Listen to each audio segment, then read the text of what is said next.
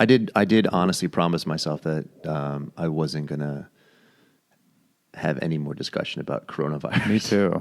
We actually said it at dinner time. Yeah, we're like At we're the done. dinner table, we're like, we're right. done with Corona. But then we got an interesting text, and we're right back into it. Yeah, I do have a hard time. I have a hard time with this. I'm having a hard time with this, especially since I'm not quite able to see all the people that I want to see, and that's a challenge. No more gym, no more public spaces. No, the gym was shut down. I did a little workout at my house today. That felt good. The gym I have is a very supportive gym. It's kind of a CrossFit / strength and conditioning gym, and most people who know CrossFit know that the community is pretty tight, and this center has a really tight group of people exercising. And when I reached out to the owner after he sent out a mass email last night saying that he's shutting down, I said, "Hey, do you mind if I borrowed some equipment?" And he knows me too, so he knew I wasn't gonna just come in and fucking borrow like a 10-pound pair of dumbbells. So I went in and I borrowed about 400 pounds of weight. I got a kettlebell and some barbells out of the deal too. So did you? Or some dumbbells out of the deal. So did you go to his shop? No, I'll be swinging that one that you handed my wife. So all good. Yeah. The reserved. That's right. Extra kettlebell. I got a single 35 for you guys. Yeah, we'll be making use of it too. Love those folks. I'm trying to. I guess people always try to reflect on different things that are going on and look back in time and try to compare and say, oh, this is kind of like, and everyone's been saying like 9/11 or something like that. I don't feel this way about 9/11. I think the closest that I can compare the feeling that I have to is, I was living in Watertown in 2013 when the marathon bombing happened. Yeah, that was an eerie feeling. That was an eerie feeling because actually, so the 4 or 5 days leading up to it was strange, right? Yeah. So this whole thing happened. Then there was like this statewide manhunt. They kind of had an idea who the people were. They started to release things slowly. Yeah, it's the unknown. It's the unknown. That's what makes it all weird. Yeah. We didn't know what was going on. We didn't know how many people still. We thought we had these 2 guys identified. Yeah. They're running around the streets shooting shit, going crazy. Right. And then, so the story goes is that it's, I don't know, fucking dead at night, and I hear like banging, like just loud bangs. And I'm like, what the fuck is going on? And so like 2 kids are sleeping, their mom is sleeping in the room, and I get woken up. And I look out the window and in a distance, because we were about a mile away from sort of the epicenter of where all these things, all that was going down. And all of a sudden I look up, and because my house was right near the Arsenal Mall, and that was kind of like where our government and the National Guard, all the people were sort of the Arsenal Mall was where they were like landing, like Tomahawk helicopters, or whatever the fuck they were flying. Grounds. Yeah, staging grounds. That's where like the governor and the mayor were all doing their speeches from. And I hear the bangs. I look in a distance. I can see almost like there was like floodlights, and I'm just like, but like in an area that like floodlights shouldn't be. And then all of a sudden, like I look out the window, and like right over the top of my house flies this fucking like, is it a Tomahawk? Some kind of like fucking Blackhawk. No, a Blackhawk. Blackhawk. It was a Blackhawk helicopter. Flies like straight overhead, and I'm like, what the fuck's going on? And like 2013 is when like Twitter just started to become somewhat popular, and I think that was around maybe my even first post. There were a lot of social media manhunts going down. Yeah, well, I got so everybody was getting their updates from it. Yeah. Twitter, right? Yeah, I remember. Yeah. So I turned on the Twitter, and I was just like, trying to do some general searches, and there wasn't really a lot of information going on. So the only thing I could think about what was going on, because it wasn't being reported on TV yet, because they didn't want the news to get out that they knew where these people were, because they didn't want them. It was people listening to their scanners, tweeting out the chaos, basically. So Twitter was giving me some feedback. I knew it, maybe like within an hour what was going on. And don't have a gun in the house. I did speak to my boy today, just so you know, because shit seems to be getting into guns. The same place that we were back in 2013. And that was the last time that I went through this whole thing. I'm like, I got to get my fucking gun license. I got to fucking, I got to get licensed. I got to get registered. I got to get my fucking, my gun.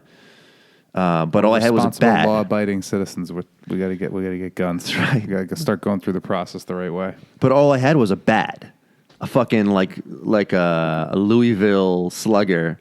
That'll do the job. I know, but I started pacing back and forth in my house, and I don't think anyone woke up for at least another like 4 or 5 hours, and I was just awake, just kind of paying attention to the news. That was going down in the middle of the night. Yeah, it was pitch black. Yeah. And then as the day broke, then we started getting these reverse 911 calls. So that means that like the 911 was calling us with like a message from. So basically, I don't know if it was the state police or I don't remember who it was coming from, but basically beacon message. Yeah, they just and it was just a recorded message that says, please be aware there's heavy activity in your area. Do not go outside. Lockdown. That was shelter in place. That was surreal to me, right? No one in my life has ever experienced that before, right? Like my fucking brother doesn't get it. He's FaceTiming. He's trying to figure it out. So I'm going to call you on Skype. I said just text me. So I'm going to text you. I'm going to call you on Skype, okay? I'm going to call you. What? Oh, I'm going to call your phone. I'll call your phone. I'm not FaceTiming. It's not video. Got it. I'm going to call your phone. Got it. All right, bye. He's a smart dude, but sometimes he feels like FaceTiming tonight, and that's what he's going to do. He wants to see my fucking mug. Let's call my brother and see how this works. He's probably been social distancing. He needs to get some contact like the rest of us. All right, here we go. All right. Well, anyway, this is the best we're going to be able to do right now. It's fucked up, but whatever. So we were having a little Corona. We were having some Corona with lime. A little Corona talk. Just the usual Corona action. Mm-hmm. So what did I hear? LA. So LA's, you guys, your mayor shut down the whole city, right? He has shut down all restaurants, all places that are necessity. The supermarkets are still open. The pharmacies are still open. Is there? But Larry, hold on a second. Is there any way you can go in a room where you're not with your family? Can you go somewhere where there? Because I can. All I can hear is like Jessica in the background. Yeah, that's like my life, dude. It's my whole life. Is that some? That sounds like that might have been a school lesson going down. Yeah, some homeschooling action. No, I think it's just it's called 3 kids, a wife, a dog, and fortunately, the construction workers that were here earlier are no longer here. Oh, you're working on the bathroom now? Yeah, it's fucking terrible because I started it a week before the world came to an end, and I didn't even know you were starting that now. Well, they demoed the entire bathroom, so it was completely gutted. They cut the windows out, so there was like holes in the side of my house. Jesus. And then all of a sudden, 12 Monkeys happened, and yep. and now I have these 2 guys. Like everything for the most part, we're pretty good about being really clean, washing our hands before everything, having antibacterial everything. Oh, so you're asking the construction people, the people doing the work, to keep extra safe, right? To be safe. Well, yeah, I mean they're coming, but they barely speak English. So I think they're doing the best they can. They don't sound sick. They're not coughing or anything like that, which is a good thing. But we all know that it could be undetected and have no symptoms for 2 weeks. So are you at the place yet where you can tell them to stop and not come back, or do they still have to like seal up the house? Like, are you waiting for them? Are you waiting for them to finish till the bathroom is done, or like what are you trying at this point? Like the finish line is probably at the end of this week. Maybe it might fall to Monday. Oh. But at this point, like, there's no windows in that room. It's just covered up by boards. Oh. So we'd like that to happen. They put in the floor and they put in the toilet, which is a good thing. So at least there's more than one bathroom now. I knew you were thinking about this. I didn't know you started this project. They're probably loving you though for keeping them busy the last couple of days. I'm sure they're not. I think. Yeah, I think yes and no. I think they are weirdly not in the know or understanding of how like serious this all is. Like when Jessica first brought it up like a week ago, they're like, "Oh, is this like Zika?" Because the town I'm from in Mexico had a big Zika outbreak like years ago, and like didn't like he just. But these are people that probably don't go online, don't go on social media, don't watch the news, so they probably don't have a real understanding of like how global this is right now. Yeah. Right. No, they're just happy to be collecting a check for an hour for an hourly wage, right? Yeah. Yeah, because I'm assuming there's a lot of cancellations in this industry, right? I'm sure no one wants anyone coming into their house unless they're the immediate family, right? I mean, so you're like a saving grace for them, because if you said don't come back until this whole thing passes, there's no one's hiring right now contractors to go into their home. Within your right to do it. Nobody would even really question it. Like you wouldn't be a dick for doing so, obviously. Totally, but we've paid for the majority of the work already, so it's like at this point, obviously I would want to just finish it, mostly because we have such open walls and all this stuff that's still in the middle of being done. Mm-hmm.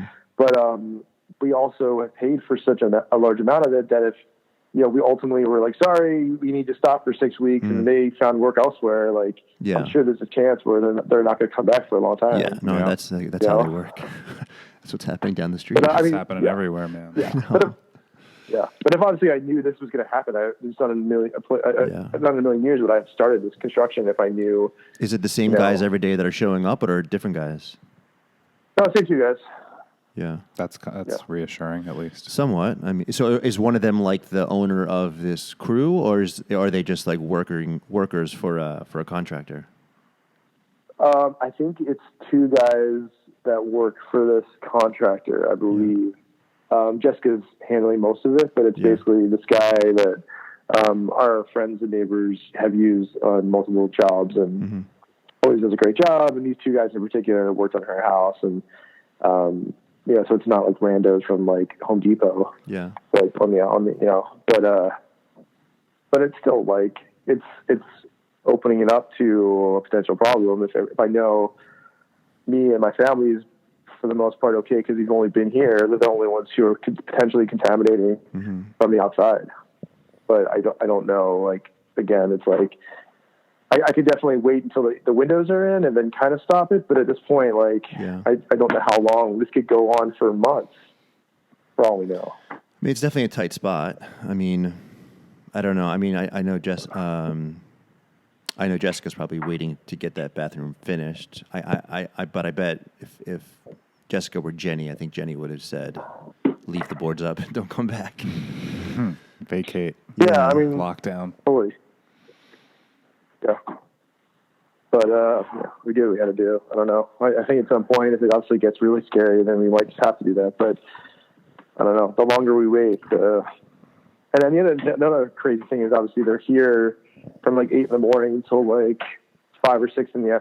So we know that they're probably just going straight home after this. So you know, it's not like they're out and about doing stuff. So. The problem, I think, the problem with Boston, not the problem, but like we have it's such a medically minded city, and I think the hospitals are one of the largest employers in this town, so it's very hard to not know someone who's in the medical field here. We happen to have a wife of a good friend, so a good friend basically, but she's a nurse in one of the major hospitals here, and she's posting and she's relaying some information to like her community, her sort of circle of friends, and the stuff that she reports is not fun. I mean, it's pretty scary, and obviously they're trained professionals, but she's going in and out of like, it's like this is. I haven't seen it yet. I don't know anyone that has this thing yet. But this woman walks into work every single day where, 20 people are on like ventilators. You know what I mean? She's treating patients who are critically ill from this thing. So I can understand that her perspective is pretty different than what the normal, person right now is experiencing. But it just so happens that she has spoken pretty openly about what's happening, and I think it's freaking a lot of people out. So we had contemplated last week to stop are then because we have a nanny coming now because obviously we're all back to work full time, but we're all working from home, and the conversation came up as to whether or not we should have her not come, and it's I don't know, it's a tough place to be because here we're two working professionals with a small infant, and it requires a lot of attention. You can't just it's not like you could just put the baby in front of YouTube or something or Disney Channel. Meanwhile, our kids every governor is saying less than 25 to a space or less than 50 to a space, depending on the state.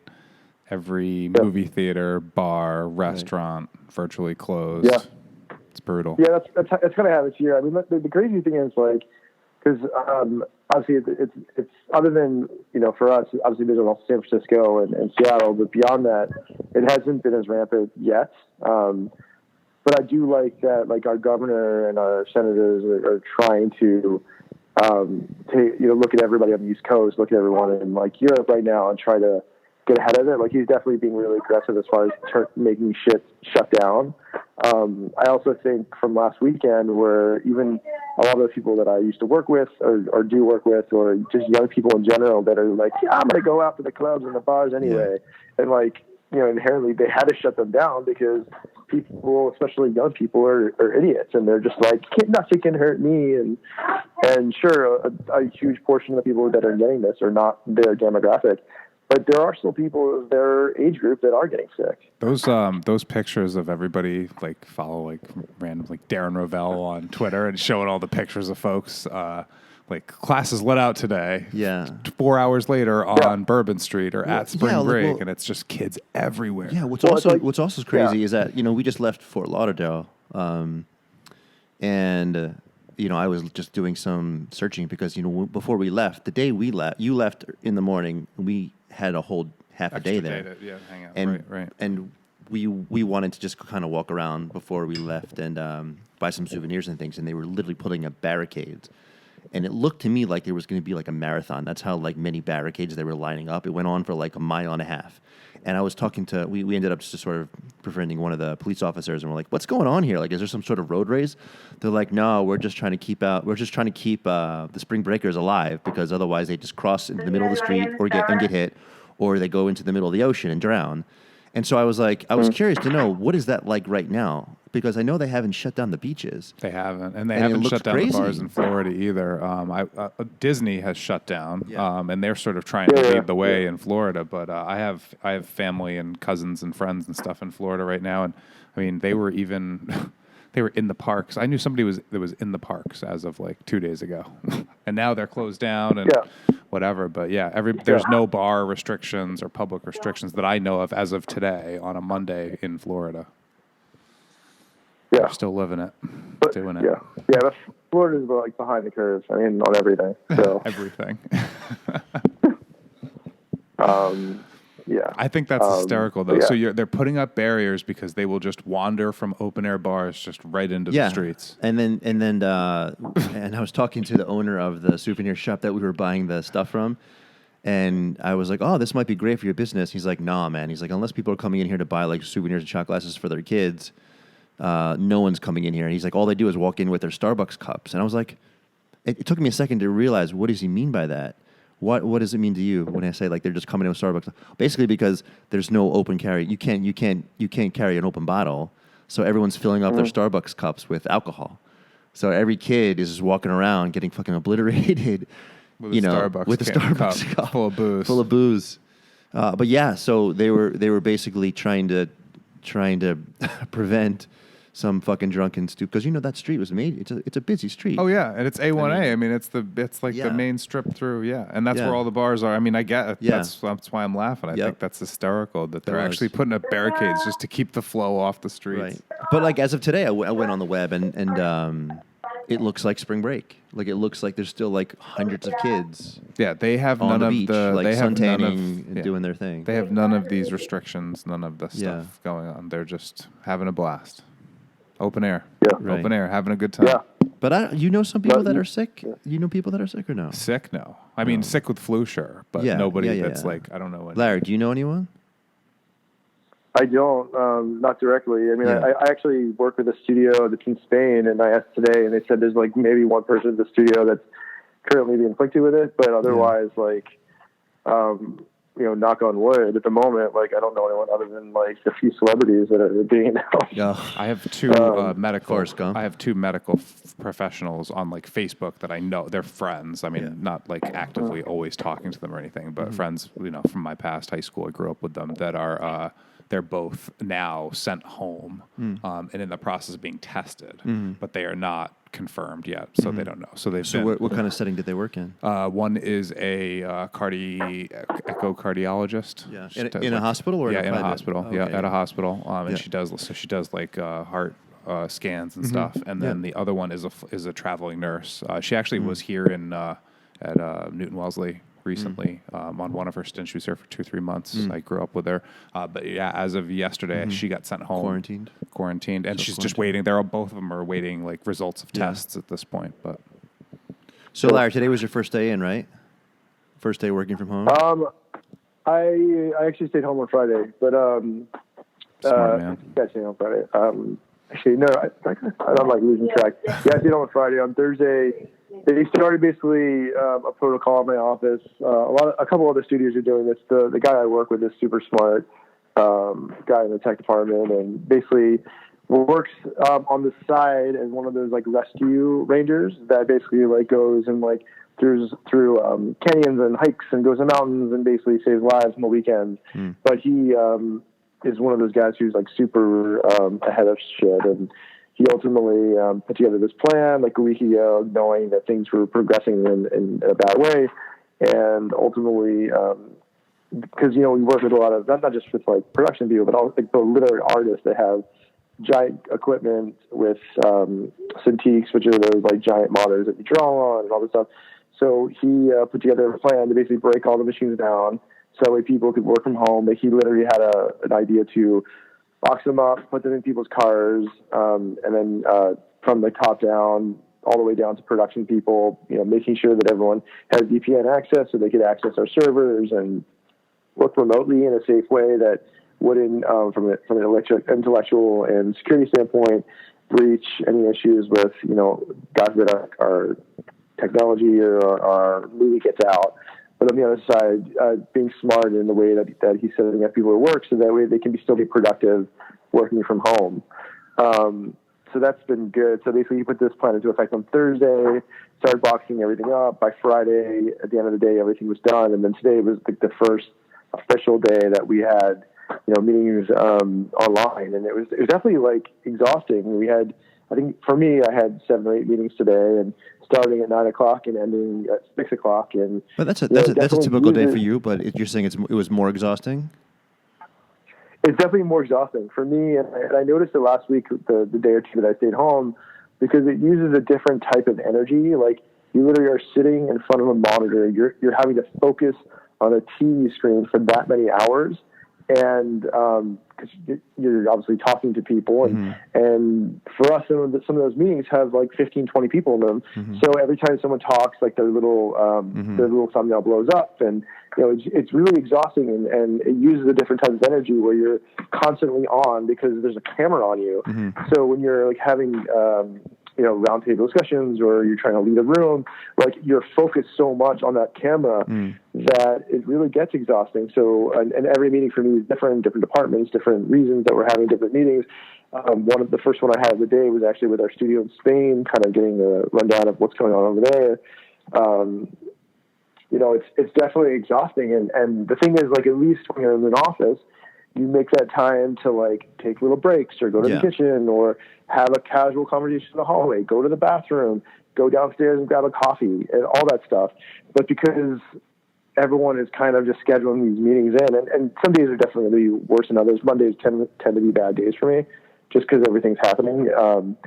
But it's super exhausting. And I said it to my production team. I'm like, we just need to start putting in more buffer in between meetings and maybe having shorter meetings, just because it's like so exhausting and it's so time consuming just to have these conversations. And thing is, like, when you're in a meeting and you're in person, communication is super easy. But then when you're in a conversation with people all over the world, or maybe all over LA, and it's 20 people in a room, you know, all of a sudden, oh, sorry, we didn't get that. Can you repeat that? It's like, you know, things don't go as fast as they would if you're just down the hall from them. Yeah. One of the things I took away from all of that, Larry, which is totally relatable, by the way, and like, I hear you, like there's so much to unpack there that's like so relatable, and I think we're all going to deal with. But the best part was the way it started, which was, wait a minute, what day was that again? Because every fucking thing is blurring together. Oh my God. It's such a blur. I was just having this conversation with my wife. We're like, wait a minute, was that 2 weeks ago? Was that this week? Was that yesterday? Yeah. Yeah, I got off an airplane this past Sunday. I was in New York a little over 2 weeks ago. And like this past Sunday, of course, in my head, I'm just like, all right, well, Sunday is the 2 week mark. So, you know, if I had gotten anything in New York, which was like before all the craziness happened. But then I started thinking, like, holy shit, that was only 2 weeks ago. It feels like it easily could have been 2 months ago. Yeah. Like this last week or two has been so draining and so long that it's all running together. And it's kind of like when you're when you're on a vacation or summer vacation, where, like, you know, for just going in and going home every day, just at least makes it feel like it's the next day, where we're just home all the time. To be honest, that feeling that you're describing, and Scott also he's a work from home. He's got a work from home position, but you know, when I was working from home for 2.5 years, that feeling drove me absolutely nuts, and that was the kicker. You know, everyone was like, "Oh my God, I can't!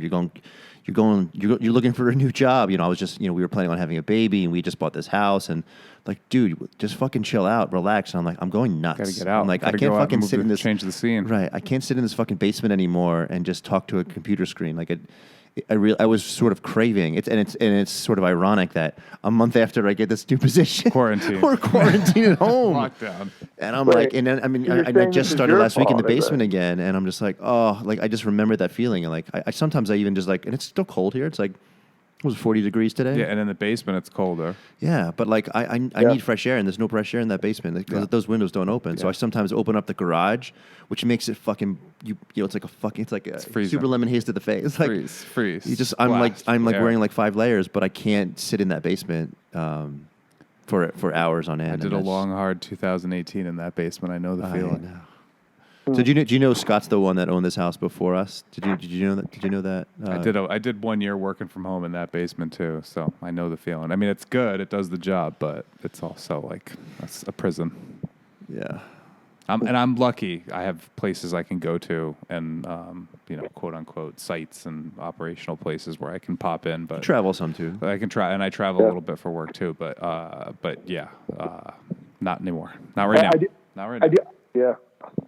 I do find it interesting because there's like, you know, especially in my industry, there's a lot of talk about how to be more remote and how to be, you know, just more flexible, accessible, being all over the world.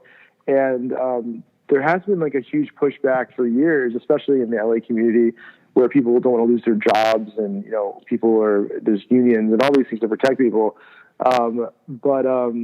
It's interesting to see that now we're almost being forced into this situation, and sure, there are things that are difficult or people aren't used to, but I do see it already, even within like a day, like, people starting to get the hang of it a little bit. Mm-hmm. And I do think it's going to get to a point where, like, to say we do this for 2 months, that I can just see those conversations where I'm in my office and then someone's going to knock on the door and they're like, so when I was home for 2 months, I feel like I was more productive. Is there any way I can like work from home more often? And even just looking at other trends in like the film industry, where like today was like a huge announcement by like Universal, where they were going to consider releasing movies online. I actually saw that, and I was going to ask you about it because I mean, just to bring it back to, we always try to bring it back to the Kirkman and Show podcast, but they brought that up today because I guess they were talking about some of the summer releases, obviously the blockbusters, and I don't know, I forget. I think they were talking about Top Gun. And they were saying, you know, wouldn't it be amazing if they were just to release, instead of opening up in theaters? Because if the theaters are still closed in 2 months, and obviously May is when the blockbuster season starts, right? If they just released it and started doing streaming, so I did see $20 at home. Come on, I'll pay. Yeah. I mean, but the point that they made, which I thought was a good point, is that once something goes online, people just rip it off. So it's almost like it's a kind of a. true, but then also like you got to figure when you go to the movies, say it's 1999. I think I read somewhere that like they were like Universal was going to do 48 hours to watch a movie for 1999. So like if I take my kids to the movie, sometimes I paid $20 for my own ticket. Like I'm seeing a 3D movie or. So you're saying it's inexpensive enough where people aren't going to like just look for a free way of doing it. They're like, oh, I'll just fucking buy it. Is that what you're saying? Right. Well, no. What I'm saying is, I think people will just buy it. I think that's fine because they're looking at it as like, well, I'm paying usually that much for one ticket, but I can get like all my friends or all my family in front of the TV to watch it for $20. Yeah. And so I think it'll be worth people to. I don't think I'm like less worried about people ripping it off. But it does change everything because the whole way that everything's structured, the whole industry, like you make your movie, your money from the movie that first weekend, maybe the second weekend. By that, you're kind of like done. Right. All those people that are depending on those big box offices, like you'll never get that ever again. And people are already struggling from a streaming standpoint. I mean, looking at even like music, how people download music and musicians basically are not making any money anymore. Yeah. And I think it's going to kind of go that way for film now, where all of a sudden you're like, all right, well, you kind of ripped off the Band-Aid. Now you have this window of time where you can, maybe you just release it simultaneously or even do it like a week or two head start in theaters, and then you release it online. But like once people know that's a possibility, like they're going to stop going to the movies like they used to. And it's already happening because like the window of releasing in a theater to the releasing. Like didn't Disney release Frozen 2 earlier than they expected because of this? They released it a few months earlier on Disney Plus. Like it had already come out. It had already come out on Blu-ray and digital. But they were going to basically wait until usually like it's a good I think it's 3 to 6 months depending on this platform that it will be on Disney Plus. But in this case, like it was pulled up earlier primarily because I think kids are home now and it's really good. It's really good for them because they were actually having issues where people were stopping their Disney Plus account because in that initial month or two, all this stuff was there, and then all of a sudden the excitement dropped. And I mean, I'll be honest. I'm a huge Star Wars fan, and I purchased it only for that episode, that show, the Mandalorian. Mandalorian, that's over. And I haven't logged in. I haven't logged in since. I'm still spending that fucking $15 a month or whatever the hell it is. But I haven't watched anything since. And then I was watching some of the Star Wars episodes leading up to episode 9. Well, hold on. I got one question though. We were talking about Frozen 2 or Frozen 1 before? Frozen 2. Frozen 2 is on Disney Plus now. Holy shit! Okay, see, this is the thing. It came out on Sunday. I got a 4-year-old. So basically, fired. Up. So I think that's a huge thing, and I think also like even Star Wars, which just came out digitally, like it came out obviously in the movies. Yeah. I don't know, it came out in December. So we're looking at now 3 months later, it's already on Blu-ray coming out at the end of the month, and now it's digital where you can buy it. But I imagine if this thing goes on for 2 months, like they're going to do the same thing that Frozen did and just basically throw it on, Disney Plus. So what was Universal's announcement? I didn't quite follow through with it. So Universal basically announced that they're going to release movies due to the fact that people can't go to theaters because all over this country, most of them are closed, not all of them. But so what do they make? Universal. I guess I just don't know. What do they produce? What's the movie that? So like I think the movies they have out now are like Invisible Man. I think it's The Hunt. Oh. And the biggest one is because they also own DreamWorks now is the next Trolls movie. The one with the music one? Or I'm sorry, the music one. World Tour. I think it's called like Trolls World Tour. World Tour, yeah. So that was supposed to come out very soon, and they announced today that in an unprecedented move that they're going to release it in theaters the same day as they release it online. Wow. So it's going to basically be like $19.99 for 48 hours, I think. But then you start. But I work in the animation industry, and you start looking at like what that does to people's like profits. These movies cost like $150 million to make. So if people aren't going to go to the movie theaters and get that big hit, like there's no way they're going to get that kind of money online.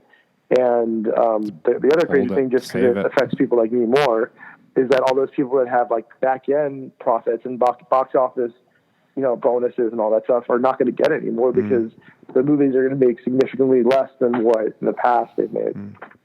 That's interesting because you just brought up, I mean, not to talk about what you texted me, but it sounds to me like, when you get to a certain level in your industry, that is a part of what you consider, as the package, right? Like as the revenue coming from, the bonuses that are coming from how well it does in the box office.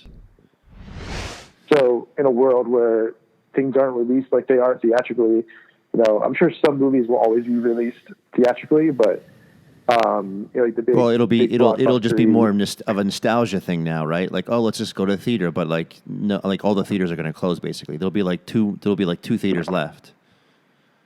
Is that what you're saying? Yeah, I mean, maybe. I mean, to some degree, like there's already a fear of that because of like Netflix and looking at the success from the Oscars and looking at even from an animation standpoint, the success of a lot of these projects that came out, a lot of them are just Netflix movies or Amazon movies. So like, I mean, obviously looking like something like The Irishman or something like that made all this that had all this buzz, and all it did was release in a theater for like a week or two, and all of a sudden it's eligible for Oscars, where all of a sudden if anyone's able to do that, it changes everything. And being in this industry, I very much like it too, but there's times that I like want to go to the movies and my kids don't want to go, and they'd much rather binge or stream something online or say like, my kids are spoiled because I get like screeners because I vote on awards, but my kids will be like, well, aren't we just going to get a screener of that? Do we really need to go to the movie theater? And I'm just like, they don't have the same love for that theatrical experience as I grew up loving, Yeah, I mean, I was having this conversation with my father-in-law yesterday. He's an older gentleman. He's like in his 70s, and so I actually went food shopping for him and dropped the food off at his house because they're at the point now where they're just thinking, it's just too risky to go food shopping, and I was going for ourselves anyway. So I stopped by, and I'm sitting on the porch with them, and his first thing to me was, he's like, Eric, he's like, nothing's going to be the same after this. And it was kind of like, and he's a guy who was, he's an old vet. He was in Vietnam. He's a cancer survivor. He's lost a child. Like he's got a lot of life in him. He's got a lot of life experiences. And he really, and so when he talks, I listen, and I do that a lot, obviously I respect older people, but he especially is someone who just has a lot of wisdom. And, he was basically saying, he's like, after this, everything's going to be different. And I just couldn't get my head wrapped around it. And I was asking a lot of questions about what's going to be different.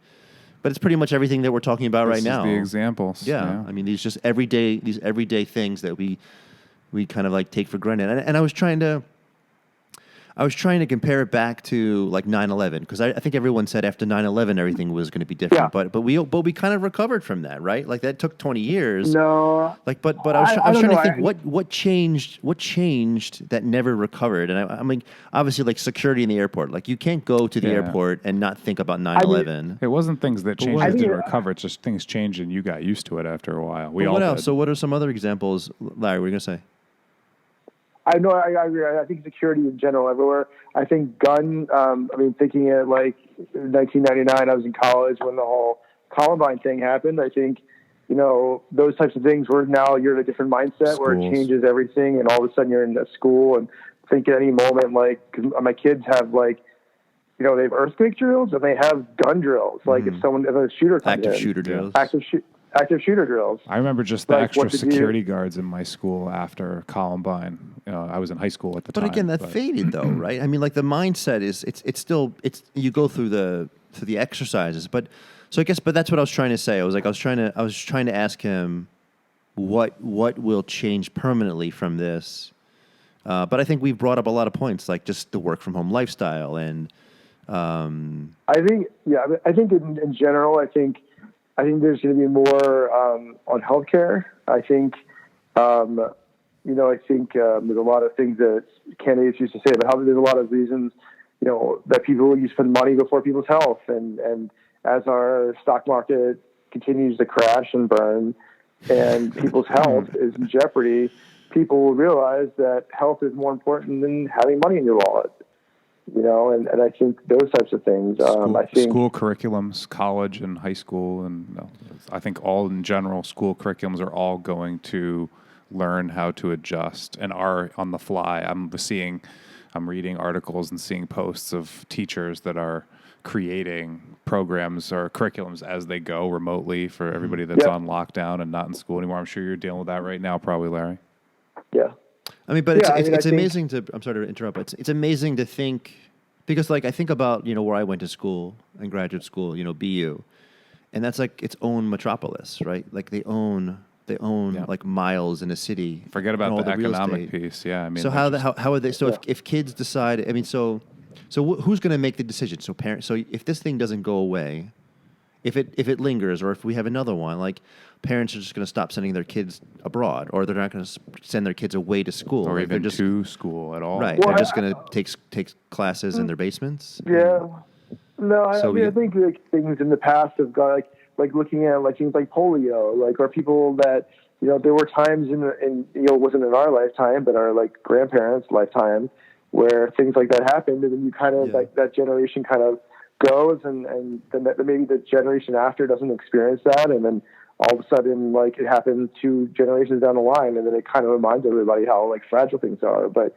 I do think as far as containment, like I think something that we'll all learn is like you look at countries like obviously China or Japan or Korea in particular right now, where you can like lock down an entire country. And there's great fear of the people who are in the government. There's fear of the police, and they can lock you down and they'll just do it. We're looking at countries like Italy and looking at Spain and now in our country, people who have not taken it seriously, who literally we could have stopped it all. We could have just like, if everyone just stayed on their homes and hunkered down, but no, there are all those people that had to like go out and party, and it was like acting like it was a snow day. And I think that's going to be a big thing. I think next time there is a big virus, we're fortunate, even though it's horrible what's going on, like, if it was like Ebola or something like that, how much worse that could be. And that's like a 24-hour, and your fatality is incredibly high. But like, I imagine there's going to continue to be these super bugs that happen. People have been saying it for years that it's going to eventually happen, and it did. I think it's more about how you were going to contain it, and, the best way, the practices moving forward, because if our government or the people that are, whoever's running the country at that point, whether it's whatever, Republicans, Democrats, if they're not putting an emphasis on people's health, and if you're firing your whole pandemic team because you think it can never happen, everyone knows now that's never going to happen again. It's like the equivalent of all of a sudden, firing Homeland Security because you think there's no chance there's ever going to be another, attack,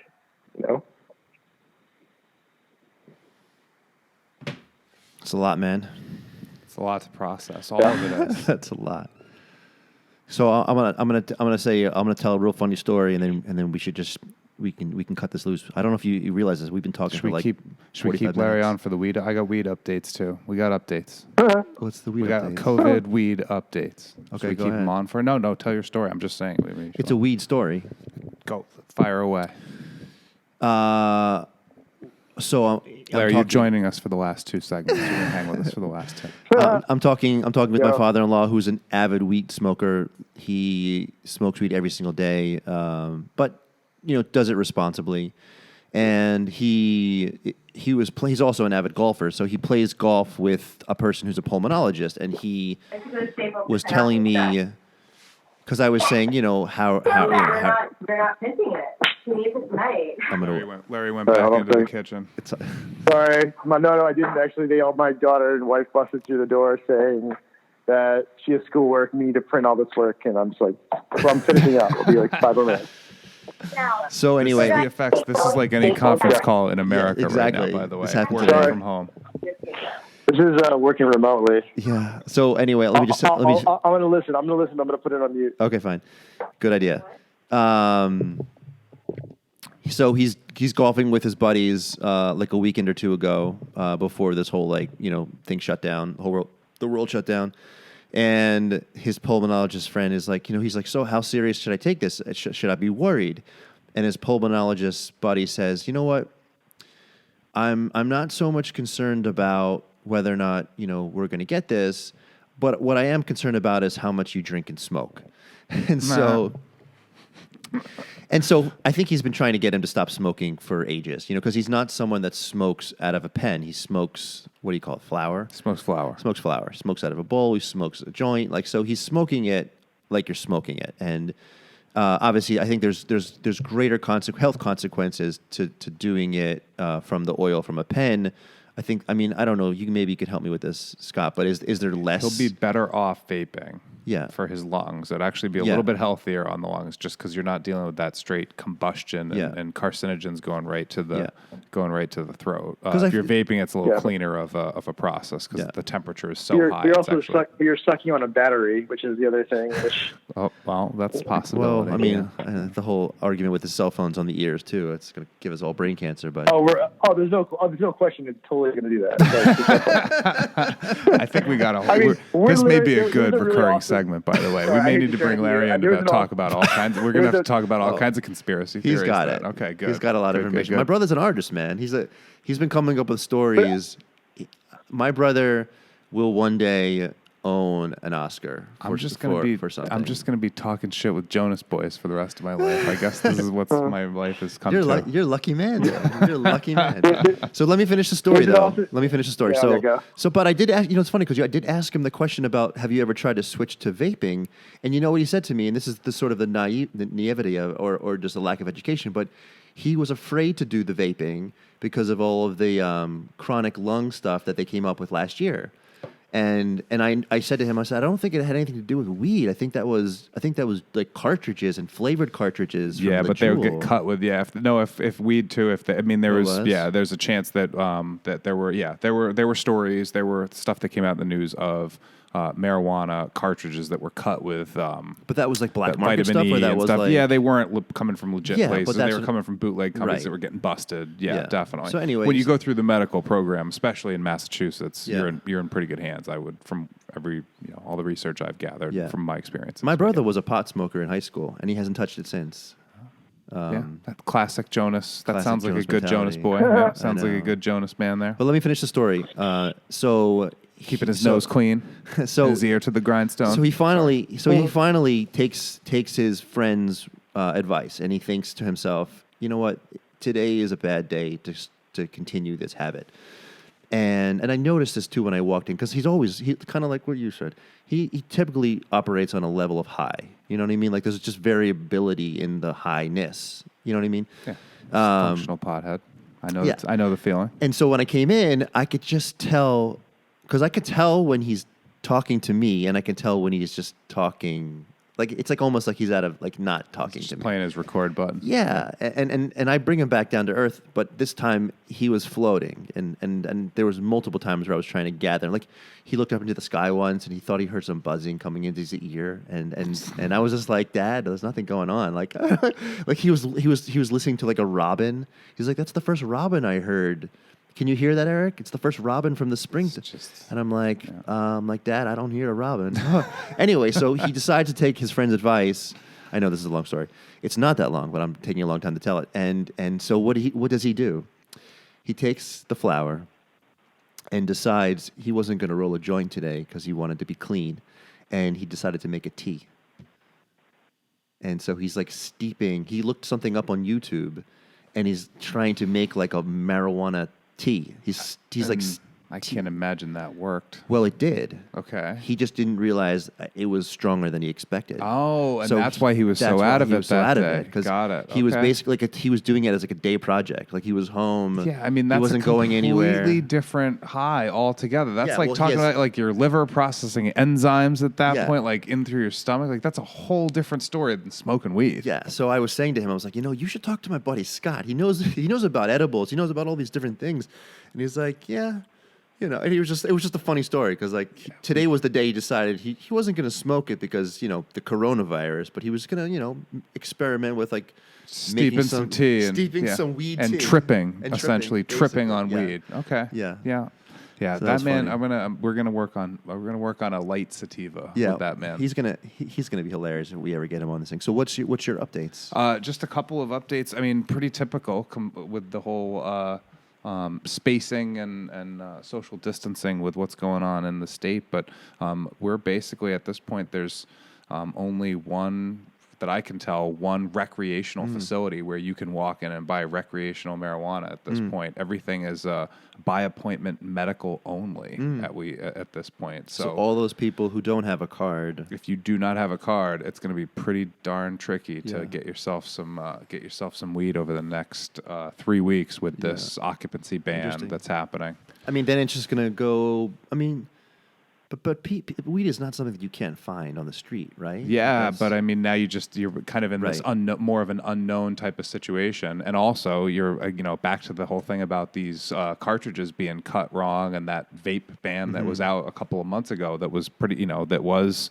I mean, I think it was a little bit overblown, but still, like, for a good reason. Like, people are fucking around with the ingredients of these things, and if it's not going through a trusted, regulated facility. We're kind of back to the same old. We're back to the 90s, market. Scoring dime bags at the park again. Right. Larry, before we log off, do you have a funny weed story? I don't know if it's like funny. I mean, I mean, for me, like, I haven't done it much in my life. I used to hang out with a crowd that did it a lot in high school, and maybe I tried it, maybe I just never inhaled it. I don't know what. But I did go to like this party where, and I think I was 17, and a number of people were doing it there and smoking out of a bong. And who knows back then in high school where people were getting weed from, probably from people's older brothers that got it from randos. And I had a similar probably experience than what Eric had. Is that I didn't know what I was doing. I definitely probably inhaled too much.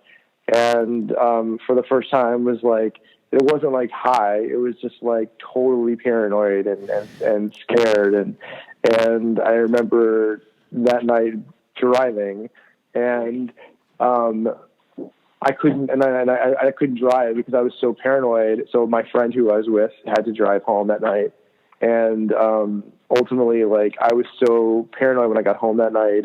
It almost like stayed in my system for like the weekend. It was like that's what I always say. Yeah. I have the same fucking experience. You're stuck with it when it happens like that at that age. Yeah, that's exactly what happens to me. Yeah. So like, and it was such a negative experience that I was just like, if I can just go back to feeling normal, I'll never do this again. And like, do you know we're Irish twins, by the way? No, I did not. We're who's older? He's older by 11 months. So for 1 month out of the year, we're twins. We're the same age. Got it. Yeah. Got it. Well, anyway. But like that was my experience, and to be honest, like it wasn't that I like ever felt like I wanted to do it, or I felt like a craving to do it, or I was like, God, if I like it. It wasn't like I was an alcoholic who all of a sudden decided to stop smoking. Drinking. Like I didn't have any craving to do it, and I just haven't done it since. And people that I've been around, my friends, my wife, like it's all part of their daily experience. And I know a lot of people, especially in LA, where it's just legal, and there's an aspect of it that's great that it's legal, and there's an aspect that I don't like that it's legal. I think for me, my kids and I are like just walking down the street. Yeah, you don't want to be smelling it walking down the street. Yeah, yeah, and it's everywhere. Like it's not like it's not regulated, or people can't get arrested for it anymore. So all of a sudden you have like there's a street called Melrose that's like by our house, and they have a lot of like shops and a lot of like sneakers and streetwear and all this stuff, and everybody on the street is smoking pot. There's no question. So like it started with my kids who were like, why does that smell like Melrose? And they're like, when he says that, you're like, yeah. And like, then now that he's like 12 and he understands what that is, he's like quick to say, oh, that guy's high. And like, to be honest, I don't like that. Like, it's not like if I'm drinking, I'm walking down the street with a glass of, with a bottle of beer, but because it's like, it's not regulated, people don't care about it anymore. You gotta liken it to that same thing. Yeah. It's just like drinking in public. Like that's not cool either. Yeah. Like God forbid you were smoking a cigarette in public. Every single person will look at you. Would fucking spit on you and like shake their head at you and think on you and like, you're killing us. You're giving us cancer. Yeah. But then all of a sudden the same person's smoking a weed, a weed pen, or smoking a joint, and all of a sudden it's totally cool. And I was like, I actually to some degree feel like it's equally, or to be honest, worse than smoking a cigarette just down in public, because it is something that's, and again, it's legal. I can't say that people shouldn't do it, but they should do it in the privacy of their own home, or they should do it not in public streets. And it's more because. All right, no. She's got a lot to say. We got some extra commentary. I like it. No, I mean, like if actually, we should end this conversation just because we like to keep it under trouble. Yeah, and we should try to keep it under an hour. But yeah. All right, man. I'll talk to you. All right, cool. All right, dude. All right. I'll talk to you Later, bro. Peace. Bye. What is this? Is it over? We're running out of time. I don't want to hear your excuses. No, it's not fair. Where'd all the finals go?